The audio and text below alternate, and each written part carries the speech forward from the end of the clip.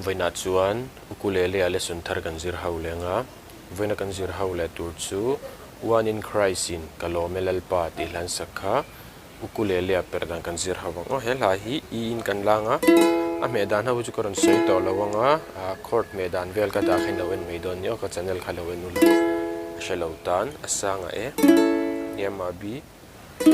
chuan minor a hian F sharp minor chuan E7 hi kan hmang tel bok anga ikuzum chalin shui chung ber first fret kuzung line shui chung ber dot 2 second fret kuzungu in shui hoi ber second fret kang ke kan hmanga chuan hnuwa kiron sananga C D akan lu zo khan G in kan la chiang a ki thak don chi akan C le D akan lu don tinani chu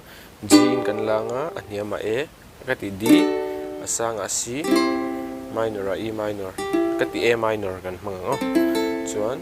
eta G7 hi kan hmang tel bok anga chuan ti hian kan strum anga down up up down up ti khan no khovel mi ten min thireng kan nun kong har takhi vei sei tur nei lo min ti an va she lo kan strum down up up down up ti khan alanen karon play milanga uluk daw ni lo ngai thlale don nya